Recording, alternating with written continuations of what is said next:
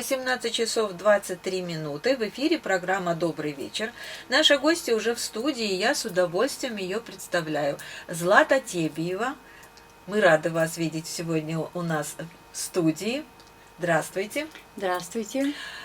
Напомню нашим радиослушателям, фотограф, журналист, режиссер фильма «Береги», победителя 3-го международного кинофестиваля в Москве в номинации «Телеочерки». Картина также удостоена приза зрительских симпатий. Злата, мы с удовольствием вас еще раз поздравляем с этой высокой наградой на таком значимом форуме, как Московский кинофестиваль. Расскажите нам об этом кинофестивале, что это, какое впечатление он на вас произвел, что больше всего запомнилось? Спасибо большое. Началось все где-то в марте месяце. Марина Санакоева, с которой я работаю, она журналистка Южной Осетии, телевидения Южной Осетии, она мне подсказала, говорит, а не хочешь ли ты поучаствовать в кинофестивале? Почему бы и нет? Тем более есть кое-какие фильмы, кое-какие наработки. Думаю, давайте попробуем. Мы обе отослали свои работы, и наши работы были приняты. И обе получили награды. Спасибо, да. Вот, обе были приняты. Оказалось, более 300 работ было отправлено на кинофестиваль, а принято было всего-навсего 59 участвовало. И в августе месяце, в конце августа, 27-го, я уже была на кинофестивале. Вот. 3-й международный кинофестиваль «Любовь в каждом сердце». Само название, вот подумайте, «Любовь в каждом сердце». Любовь не как любовь именно, понимаете, а всеобъемлющее чувство. То есть любовь к родителям, любовь к детям, любовь к природе, к родине. То есть под этим словом очень-очень много было понятий. И фильмы, которые демонстрировались во время кинопоказов на кинофестивале, тоже соответствовали названию. То есть там было и про известную балерину, там был фильм и о одном человеке, который вот с Грузии оказался, он на Дальнем Востоке и никак не мог выехать обратно. Был грузинский фильм. Вот. Были несколько музыкальных фильмов. Очень интересно было смотреть все это. А открытие проходило в городе Дзержинске. Это город, вы не представляете. Вы знаете, я всем рассказываю, что мне показалось, что я оказалась в Советском Союзе. Ностальгия. Ой, вы знаете, настолько было приятно находиться там. Люди добродушные, доброжелательные. На кинопоказе они очень активно включались в дискуссию, рассказывали, что им понравилось, что их зацепило. Вот, задавали вопросы. И сам город, вот жители, вот идешь по городу и хочешь куда-то попасть, и не всегда можно, бывает, посмотреть по навигатору. Не все бывают объекты на навигаторе. Спрашиваешь, а как туда пройти? А вот туда, туда, туда. А хотите, я вас провожу? Вы не представляете, в Москве такого нет. Там все, там вот как муравейник, туда-сюда все движутся. Все там спешат. Такая суета, а тут тишина. Тишина, покой и вот такое вот дружеское расположение. А фильм как восприняли? Как восприняли фильм? Вы знаете, двояко. Я, когда фильм закончился, я оглянулась на зрителей, и я поняла, что одних зацепило тем, что одни плакали, а другие суетно начали ковыряться в своем телефоне, пытаясь набрать... Сподвигло, видимо, на что-то, да? Пытаясь набрать своей маме, пытаясь смс-ку ей отправить, пытаясь что-то вот связаться с мамой, с родителями. Тогда понимаете? Уже самое время нам рассказать, что это за фильм, о ком он и почему такое название. Началось с того, что... «Береги». Почему? Да, «Береги»? в недрах интернета на страницах Фейсбука я познакомилась с поэтом Асламбеком Пагиевым.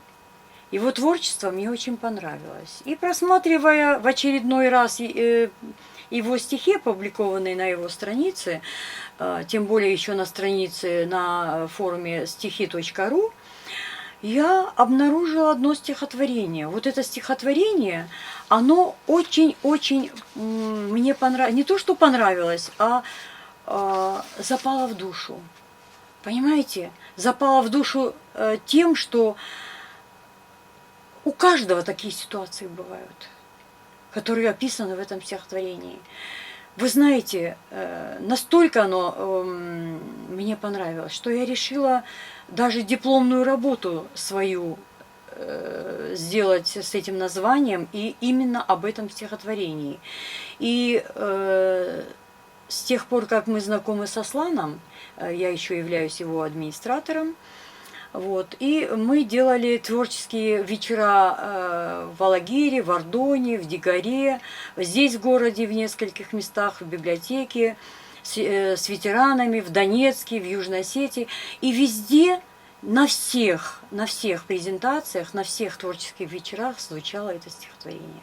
Потому что я хотела призвать всех, чтобы они поняли это стихотворение и восприняли его именно так, как написал поэт. Но вы хотели, чтобы оно прозвучало сегодня в эфире. Да, если можно. Не могу сказать, что я большой знаток читать стихотворение, но попробую, как есть. Но стихотворение называется «Береги». Она звонила часто, просто так, без повода, и это раздражало. И я, болван, законченный дурак, так мало пообщался с милой мамой. В погоне за рублем, в пылу работы всегда мешали мамины заботы. И я, бросая трубку, говорил «перезвоню», но так и не звонил. В кругу застольном, в яростных утехах, звонок от мамы создавал помехи. «Сейчас перезвоню», я говорил, но забывал и не перезвонил. На сердце пусто, холод леденящий, и от обиды на себя меня трясет. Звоните, говорите с мамой чаще, пока не поздно, выскажите все. Я, засыпая, часто вижу сон. Отец рукою машет, догони. И, надрываясь, плачет телефон. И мама шепчет, сын, перезвони. Вот скажите, какое сейчас чувство вызвало у вас это стихотворение? Ну, я должна сказать, что я его уже до этого читала, поэтому чувство вызвало, ну, только одно. Проникновенное чувство к матери, видимо, оно близко всем, у кого есть мамы, и кто должен о них помнить и не забывать ни на минуту, и делать для них все, что возможно в наших силах. Вот так и меня это стихотворение задело, понимаете? Ну, видимо, такое стихотворение мог написать человек, чувствующий, любящий. Вот о нем расскажите, Асланбек Пагиев, да? Насколько мне известно, он врач по основной профессии, да, и поэт в душе. Он специалист тибетской медицины, практикующий врач, много лет уже занимается этим.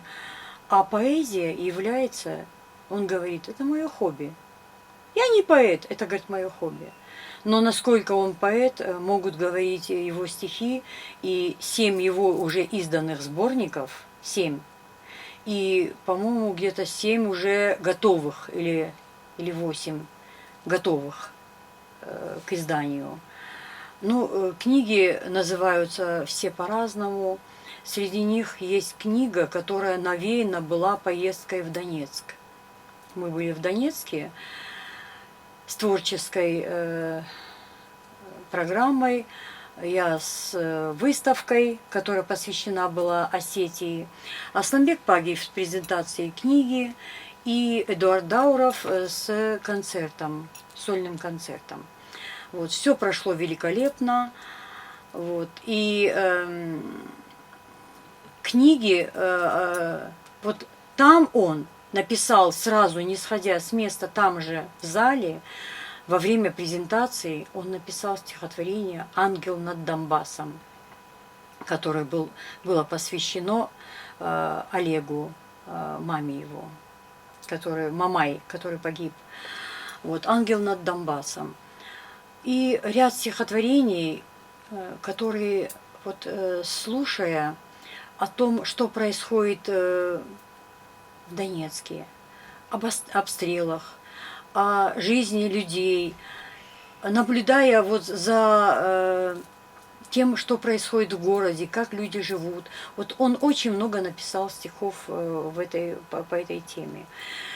И ему достаточно просто-напросто вот тему послушать, и он уже вот загорается, пишет уже что-то интересное. А интересного очень много. Скажите, вот вы назвали его человеком необыкновенным. Что в нем такого необыкновенного? Ну, что необыкновенного? Ну, в Вот, принципе... может быть, черты характера какие-то вас потрясли, или его деятельность, или его мужество. Вот что больше всего? Он человек. Он человек, который вот сам себя сделал. Он человек, который понимает боль близких, человек, который... Он хороший друг, он хороший брат. Мне он, например, как брат. Он хороший брат. И для своих сестер, для своего брата, и для друзей, которых он называет не друзьями, а братьями. Ну, такой же, в принципе, человек, как и многие как у нас, и многие да. у нас другие. Поэтому, видимо, и фильм так тронул всех. Да. Поэтому он и заслужил такой высокий приз. Злата, ну, мне кажется, что у вас, у самой много чему можно поучиться. Например, меня очень поразило, что вы 18 лет проработали в школе, потом занялись фотографией, которой вы с детства занимались, да, насколько я знаю, и совсем недавно, можно сказать, года 3 назад, получили образование профессионального фотографа. Но мне кажется, что для этого нужна смелость. И какие-то еще качества. Вы знаете, например, учиться никогда не поздно. Нет, это я понимаю. Я даже сейчас учусь. Так вы и сейчас учитесь. Да, даже сейчас я учусь. Вы и сейчас учитесь. Учусь я сейчас в Юго-Остинском университете на факультете филологии. Вот. Учусь с большим удовольствием. Преподаватели очень тепло ко мне относятся. Там Тибилова Инга, там Манана Магрезовна Поростаева, это вообще чудо человек. Затем, ну, все там очень, Бязарова, все относятся с большим теплом, вниманием ко мне. Ну, не всякий раз у них такая студентка, как я, имеется в виду по возрасту. Вот так вот. И, пример для подражания. Ну, учеба. Мне нравится учиться. Приятно. Мне нравится учиться. Вы знаете, а есть вот разница даже учиться вот в молодости, когда вы заканчивали Сиростинский госуниверситет, и сейчас? Отношение может быть какое-то другое? Или восприятие может быть другое? Честно говоря, я и тогда любила учиться. Мне тогда нравилось. У меня были такие преподаватели. Вы знаете, вы даже, может быть, уже и не помните. Станкевич, Еброва, Серебряная, Будун, да, Беляев. Тоже такие преподаватели, это была когорта. Даже далекие от географии, те их знаю. Университета. Это была такая вот элита, вот знающие преподаватели, Загурова. Они были вот буквально светочем на факультете. Вот. А вообще, учеба для меня это, как сказать, я даже на фестивале училась. Училась тому, что вот как снимать. Я смотрела, как построены фильмы у кого-то. Я снимала, смотрела, какой эпизод как снят. И я думала, ага, в следующий раз я это использую у себя. Ну, сейчас мы продолжим разговор, а у нас звонок в студию. Алло, здравствуйте. Здравствуйте. Мы вас слушаем. Представьтесь. Мы хотели поддержать нашего уважаемого человека, которого мы очень любим. Это Злату. Мы посмотрели ее фильм. Она выиграла конкурс. И как представитель Северной Осетии, это семья Калоева Георгия, Они были названными он для нее был братом, а мы сестры, снохи, племянницы, все вот сидим. Мы ее очень любим, уважаем, фильм очень всем понравился, и мы гордимся тем, что мы с ней знакомы, и что она наш близкий человек. Спасибо, Фатимочка. Злата вас слушает. Спасибо вам большое. Вот мы все здесь, всей семьей сидим, Злата, мы с тобой, мы всегда тебя поддержим. Спасибо, мои Нам очень родные. нравишься. Спасибо большое. Это Жорик Афган, который долгое время в Донецке был, он болел, он умер от болезни. Человек с большой буквы, Жорик Калоев. Ну, мы остановились на том, что вы очень многому учитесь и продолжаете учиться. А как вы все эти знания воплощаете в жизнь? Вот расскажите о своей работе фотографа. У вас очень было много персональных выставок. Что вам больше всего нравится снимать? С чего вы, может быть, начали? Вы знаете, начала снимать, как вы уже говорили, с детства. У меня отец снимал, у меня брат снимал. Но брат, так получилось, что брат единолично владел фотоаппаратом, и мне он не доставался. Но когда он ушел в армию, я с удовольствием, 2 года с удовольствием снимала. Потом со временем я приобрела свой фотоаппарат, и это был обычный фотоаппарат «Зенит». Потом я его поменяла на «Мир». Он сейчас у меня дома висит. И знаете, эти ванночки, это красный свет, это проявитель, закрепитель. Это было очень тяжело, но интересно. А вот когда началась эпоха цифрового фотоаппарата, вы знаете, я обрадовалась. Обрадовалась потому, что... Меньше технических трудностей. Да, меньше трудностей. Говорят, что ой, нажми, подумаешь, и получится снимок. Ну нет, Да нет. нет. Во-первых, нужно найти, откуда снять, чтобы знать, чтобы вот потом не резать, не кадрировать снимок, а снять так, чтобы вот от сих до сих. Мне вот это надо, мне дальше не нужно. И не нужно, чтобы за спиной столб был или дерево в виде рогов или так далее. Ну, правильно, То есть, профессионал да. потому и отличается. Вот.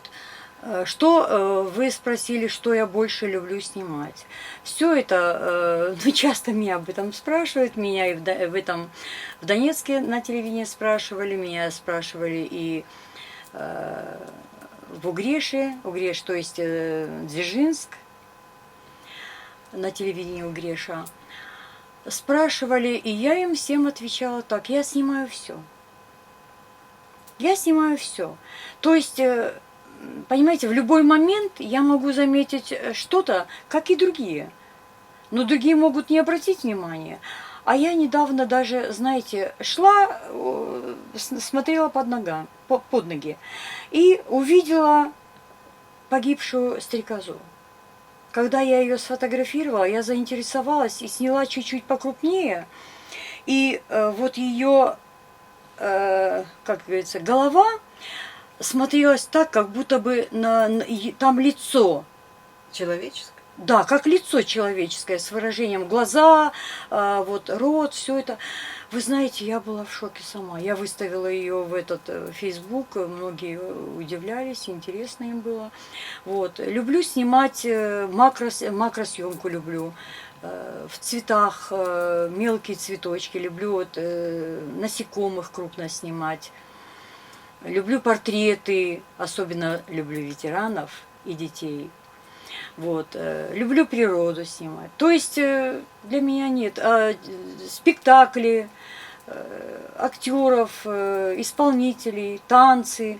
А в танце всегда пытаюсь поймать тот момент, когда танцор подпрыгивает и в полете буквально вот так вот он становится. Это бывает что-то бесподобное. Вот. Так что... Ну, у вас я- вот в Схинвале была выставка. Какие-то собираетесь проводить еще Ну, выставки в скором времени? было у меня 14 выставок, из них одна была в Цхинвале, одна была в Донецке, затем в Совете ветеранов была выставка, 3 выставки были на мероприятии «Помним», затем донецкая общественность приезжала сюда, и у меня в мэрии была тоже выставка. То есть все, что я в Донецке снимала, донецкие достопримечательности, памятники, красоты Донецка, я выставила на этой экспозиции. Сейчас еще у меня в Доме офицеров на Хольцмана находится моя 12-я выставка, хотя было уже 14 после нее. Вот, там находится еще одна выставка. Вот думаю, наверное, уже пора менять, не наверное, точно пора менять экспозицию, что-то новенькое поставить, интересное. А в новом году? А в новом году, вы знаете, я была в Москве, была в Санкт-Петербурге, я была недавно, вот осенью прошлого года была в Волгограде.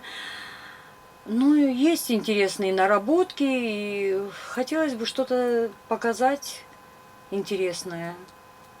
Ожидается, да? Да, я Выставка и собираюсь. в этих городах. Собираюсь, да, в этом поставить в Доме офицеров новую экспозицию. Они сами мне предложили поставить экспозицию, и им понравилось. Вот я буду там, наверное, будет у меня как постоянная площадка, я думаю. Ну, с вашим желанием учиться, меняться и делать много дел, не удивлюсь, и, вернее, даже уверена, что у вас есть и какие-то задумки, что касается фильмов. Ну, вы знаете, и в Дзержинске меня пытали. Ну, я Не вас попытаю, допытались. какие у Вот. вас задумки, над чем вы сейчас Дело работаете, в том, что, что с- хотите снимать. С Мариной Санакоевой у нас идет тесный дружеский такой вот творческий тандем. И на следующий кинофестиваль мы думаем снять интересный фильм. Вернее, он у нас уже почти есть. То есть, Вдвоем один фильм? ну да, она как Вы режиссер, вместе, да? я как оператор и монтажер. Вот, и мы этот фильм хотим сделать. У нас наработки есть. То есть снятый отдельно материал у нас лежит уже. Тема Еще? секрет еще. Да, тема еще, да.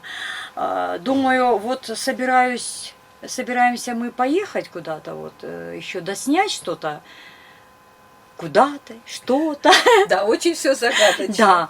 И я думаю, получится у нас. Но кроме этого материала, я еще собираюсь снять сама фильм, где я буду и режиссер, вот как «Береги», и оператор, и монтаж будет мой, то есть все буду сама. То есть мы предъявим 2 фильма, один общий, один я сама поставлю. Но вы уже определились Да, с героями я фильма. определилась. Тоже не будете рассказывать? ну, это же будет не то, сами знаете. Ну, хотя бы намекните, какая Намекну. тема. Думаю, это будет музыкальный фильм. Ага. Уже будет номинация «Музыкальный фильм». О Вот. музыканте. Или... О человеке, о женщине, о народной артистке Северной Осетии. Вот. А кто она? Это еще пока загадка. Для нас, для Секрет, всех, но да. это секрет. Это секрет. Вы знаете, когда я к человеку этому обращусь, ну, естественно, для нее это будет уже не секретом. Так что думайте. Подумаем, а будем ждать нового фильма. Надеюсь, его будет ждать такой же успех, как и «Береги». Честно говоря, вы знаете, там было много музыкальных фильмов, и они были очень серьезные. Вы знаете, я смотрела и думала, интересно, я потяну и вот попробую все-таки. Все-таки попробую. Плох тот сержант, который не хочет быть Ну, генералом. правильно. Чтобы узнать, получается или нет, надо хотя бы попробовать. Кто не пробует, тот и не выигрывает.